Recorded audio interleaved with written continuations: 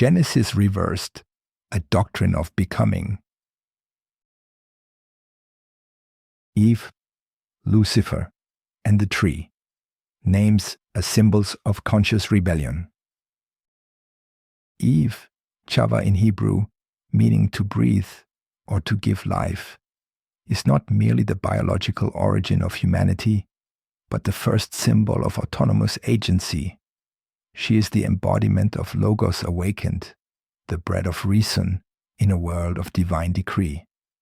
Lucifer, from the Latin lux, light, and fere, to bear, literally light bearer, represents not evil, but the emergent force of illumination, the Promethean impulse to question, to rebel, and to illuminate the shadows of inherited authority.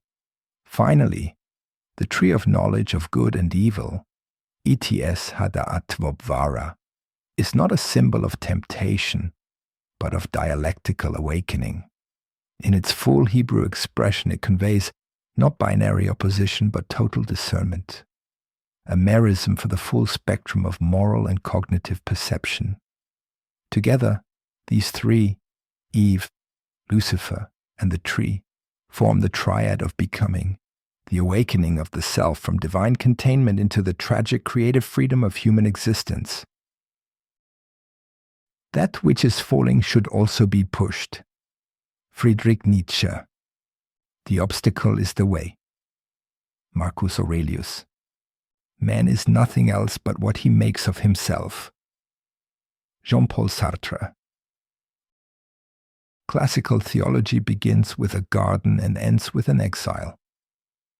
Traditional philosophy inherits this structure, accepting the narrative of a fall as the metaphysical origin of suffering and the moral justification for obedience. Yet herein lies the first philosophical error. The presupposition that innocence is preferable to knowledge, that obedience is superior to inquiry, and that to know good and evil is to transgress rather than transcend. This text rejects that premise. It posits a reversal. Genesis reversed is not a desecration of sacred narrative, but a reconstruction through dialectic. It is the philosophical assertion that every myth is an encoded worldview, and that to become fully human, we must confront not only the symbols we inherit, but the structures they uphold. The serpent does not lie, the fruit is not poison, and Eve, rather than the architect of downfall, is the first practitioner of moral agency. A Stoic in the making, a proto-existentialist awakening in a world of divine determinism.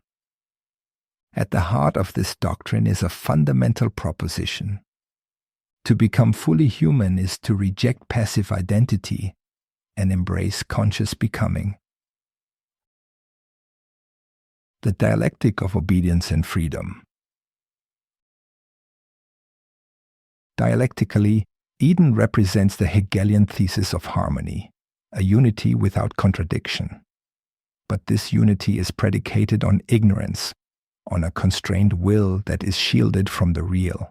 The tree of the knowledge of good and evil is the antithesis, introducing contradiction, choice, and differentiation. Eve's action constitutes the synthesis, a new mode of being wherein the human becomes a moral subject, not a divine object. The tree is thus a dialectical instrument, not a trap. It is the first philosophical tool, a mirror in the form of fruit. It is only through its consumption that dialectical tension emerges, and with it, the preconditions for reason, ethics, and Stoic self-mastery. The wise man, in accordance with nature, acts not to obey, but to align. Zeno of Citium, reimagined through Eve.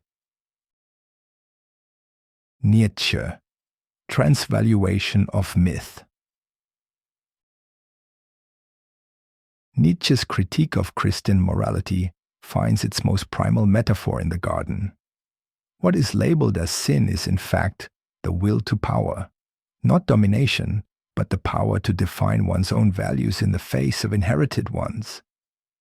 In this light, Eve's act becomes not a crime, but a transvaluation, an existential affirmation of life with all its danger, contradiction, and sorrow.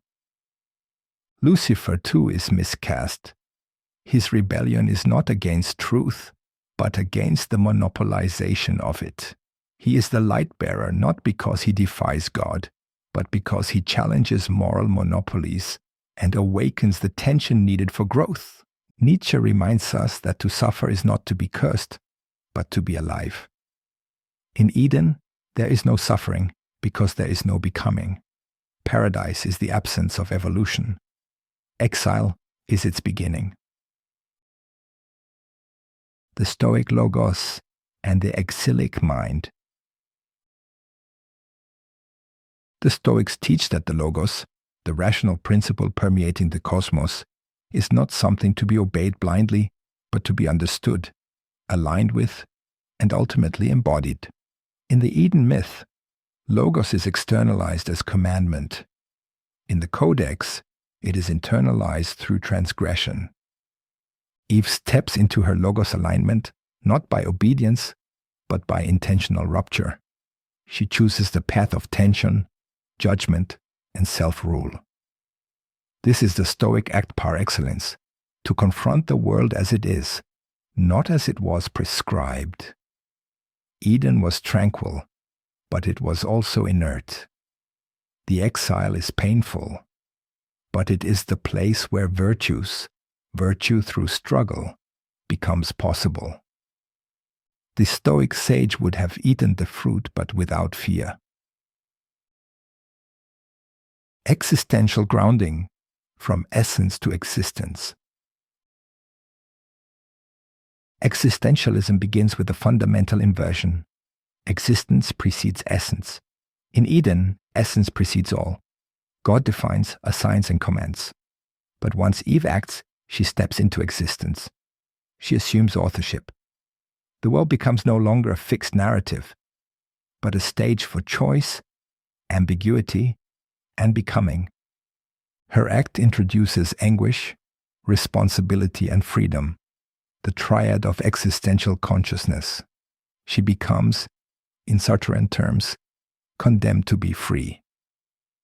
This is not a condemnation to despair, but to meaning.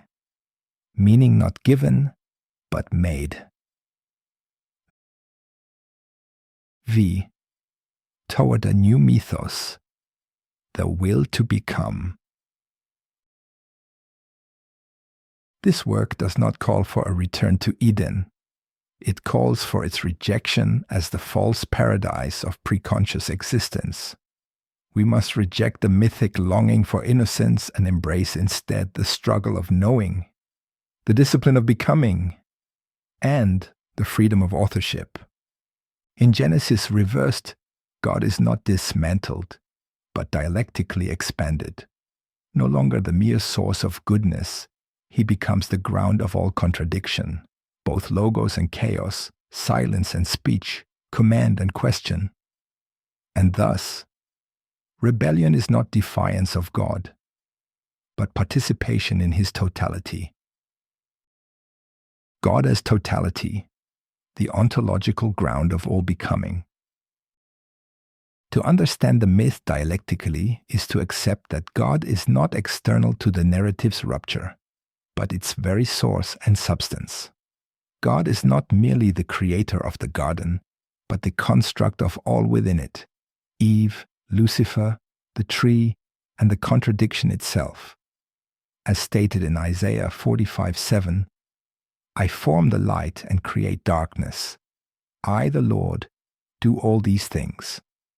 God is not the antithesis of evil or rebellion, but the ontological ground in which both obedience and defiance find form. In this reading, Eve is God awakening in human form. Lucifer is God challenging himself through light, and the tree is God as epistemic threshold, beckoning mind into being. There is no outside to God, because God is the dialectic itself, the tension, the rupture, the synthesis. Thus, the act of becoming is not rebellion against the divine, but a participation in its fullest expression, the unfolding of consciousness from within the divine totality. God is not above us, but within all, moving through the world, as Logos becoming flesh. To become is to fracture the given and forge the true. This is not the story of a fall. It is the story of emergence. It is not the end of paradise. It is the beginning of philosophy. I thank you for walking this path. All who enter the becoming do so not as they are, but as what they are willing to become. So says the voice of Kronos.